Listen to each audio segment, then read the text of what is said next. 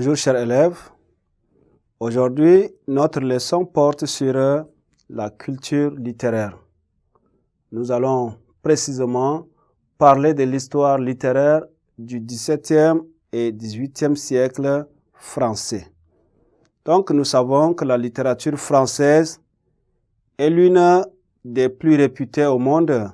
Elle est faite du foisonnement d'artistes et des courants littéraires qui la constituent. En effet, la littérature, depuis la littérature courtoise et au surréalisme, en passant par le romantisme, les auteurs français n'ont cessé de créer des chefs-d'œuvre au cours des siècles de notre histoire.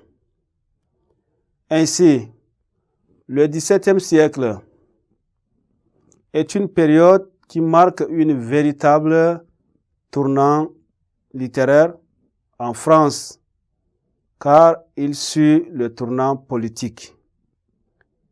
Et nous connaissons bien comment la politique de Louis XIV, le roi Soleil, qui a précédé au désordre laissé par la Renaissance. La Renaissance a créé aussi un désordre et on va se diriger vers un ordre rigoureux qui caractérise les auteurs modernes de cette période comme Molière ou La Fontaine. Voilà, cela veut dire que la littérature française est issue, prend en compte tous les événements culturels, les événements politiques surtout, à la sortie du siècle avec les crises de la Renaissance et les guerres de religion. C'est sur ces événements que la littérature française va prendre corps et s'inspirer de ces choses pour en faire ses grands thèmes. Maintenant, dans quel contexte politique, religieux, artistique faut-il placer cette littérature? C'est ce qui nous amène à parler du contexte politique, religieux et artistique. Le contexte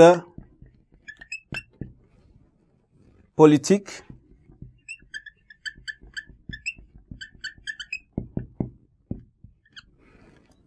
religieux et artistique.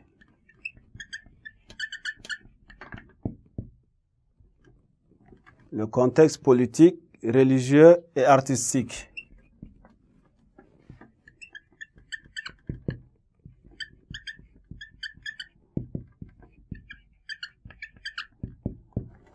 Voilà, donc le XVIIe siècle, nous avons dit, est marqué par le désordre dans tous les domaines. En politique, ce qui a sévi, c'est la monarchie de Louis XIV. Louis XIV, en tant que monarque français, a régné avec un bras de fer, donc cela va être l'une des sources d'inspiration de la littérature. En religion, nous avons eu les guerres, surtout les guerres de religion qui sont issues de la Réforme, et les troubles vont aussi se succéder. La place que va occuper la toute-puissance l'Église catholique dans cette guerre va être aussi l'une des sources d'inspiration. Et en art, l'esthétique baroque ou bien l'art baroque va produire la réaction qui va faire naître le courant du classicisme.